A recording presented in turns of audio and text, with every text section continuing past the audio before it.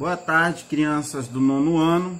Nós iremos continuar as nossas aulas sobre equações disfarçadas. Nós vimos as equações disfarçadas biquadradas e nós conseguimos transformar em equações do segundo grau e assim calcular suas raízes, certo? Pelas atividades que vocês me enviaram, mostraram que vocês entenderam. E nós vimos também outras frações, ou melhor, outras equações que não eram biquadradas, mas que através da transformação, através da substituição, transformamos também em equações do segundo grau. Aqui é uma equação também disfarçada, também na categoria disfarçada, só que ela é uma equação irracional. Nós vamos ver que as equações irracionais, só dentro dessas equações, existem 5 equações diferentes, certo? São 5 casos, melhor dizendo, diferentes. Nós temos o primeiro aqui, temos aqui mais 5 casos, certo? Nós temos 5 casos de equações irracionais.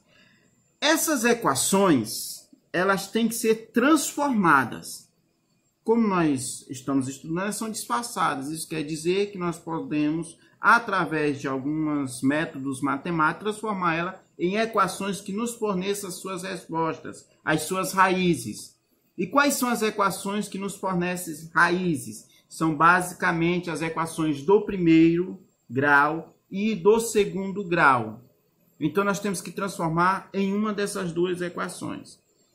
Por isso que tem essa diferença, esse monte de formas diferentes só dentro das irracionais. Mas eu vou tentar mostrar aqui pelo menos 2, se o vídeo não ficar muito longo, certo? No primeiro caso, aqui tem algumas definições que você pode ler em casa, mas durante a explicação do exemplo, eu vou falando mais ou menos o que está escrito aqui, beleza? O primeiro caso, o primeiro tipo de equação irracional, ele deu um exemplo aqui, ó, que é o mais simples possível. Aí eu trouxe ele para cá, para a gente ver como é que resolve. Nós temos a raiz quarta de x menos 1 igual a 2. É o mesmo exemplo que está aí no livro, na página 61, tá? Nossa aula de hoje é a partir da página 61. Então, nós vamos tentar transformar essa equação ou em uma equação do segundo grau, ou em uma equação do primeiro grau. Para isso, eu vou lembrar vocês, ou revisar vocês, uma propriedade da potenciação, ou melhor, da radiciação. Se eu tenho, por exemplo, aqui, ó, raiz quadrada de 4 ao quadrado. Quanto é que dá isso? Raiz quadrada de 4 ao quadrado. Eu estou falando isso porque nós vamos precisar dessa ideia para fazer essa transformação. Por quê? Porque essa equação, no formato que está, não tem como eu saber quanto é a raiz quarta de x menos 1, se eu não sei nem quanto é esse x. Eu não sei nem quanto é o x, então como é que eu vou saber quanto é a raiz quarta dessa expressão? Não tem como. Então, o jeito é nós eliminarmos esse radical. E para eliminar esse radical, eu tenho que lembrar dessa propriedade da radiciação. Que propriedade é essa? Essa propriedade diz o seguinte, que se eu tiver uma raiz e um radicando, né, que é esse número que está aqui dentro, elevado a um expoente que seja igual ao índice da raiz, eles se eliminam. Certo? Porque se eu fosse fazer isso aqui, ó, da maneira convencional, como é que ia ficar? A raiz quadrada de 4 ao quadrado, eu teria que primeiro saber quanto é 4 ao quadrado. 4 ao quadrado é 16. Aí quanto é a raiz quadrada de 16? É 4. Essa é a maneira convencional, sem a utilização da propriedade. Porém, se eu usar a propriedade, raiz quadrada de 4 ao quadrado diz o seguinte, que quando esse expoente é igual ao índice, todos nós sabemos que quando é raiz quadrada significa que aqui é 2. Então, o que é que faz? Eles se eliminam. Então, se eu tenho a raiz quadrada de um número ao quadrado, esse número vai ser igual ao próprio radicando.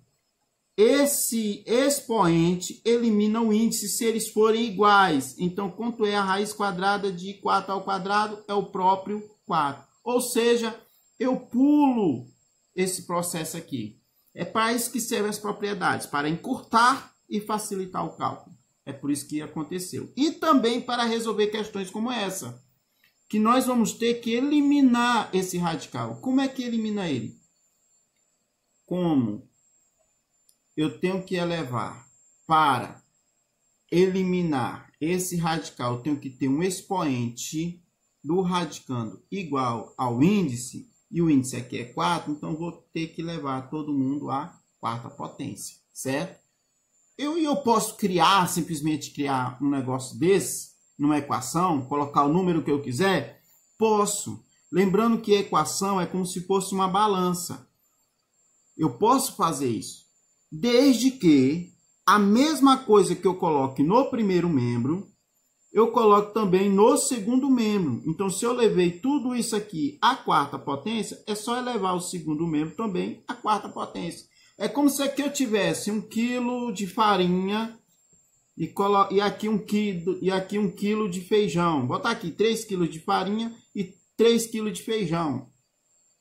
E quisesse colocar 1 quilo de açúcar. Se eu colocasse 1 quilo de açúcar aqui e 1 quilo aqui, a balança ficaria igual. Ou seja, não ia mudar. Ela fica o mesmo peso que tinha no primeiro prato, ia estar no segundo prato.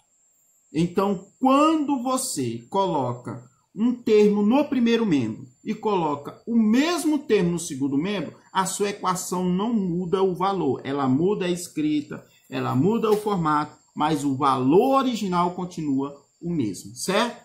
Então, para que eu faço isso? Simplesmente para eliminar o expoente com índice. Eliminando isso, esse radical deixa de existir. É a raiz quarta de x menos 1 elevada à quarta potência vai ser igual a x menos 1. E aqui que eu tinha só o 2, para não perder o valor original da minha equação, eu tenho que elevar o mesmo expoente que eu coloquei no primeiro membro. Qual foi o expoente que eu coloquei no primeiro membro? Foi 4. Então, quanto é 2 à quarta? É uma coisa de 2 vezes 2, vezes 2, vezes 2, certo? 2 vezes 2, 4. 4 vezes 2, 8. 8 vezes 2, 16. Então, aqui, ó, seria igual a 16. Aí é só resolver. O que foi que transformou? No que foi que a gente transformou essa equação irracional?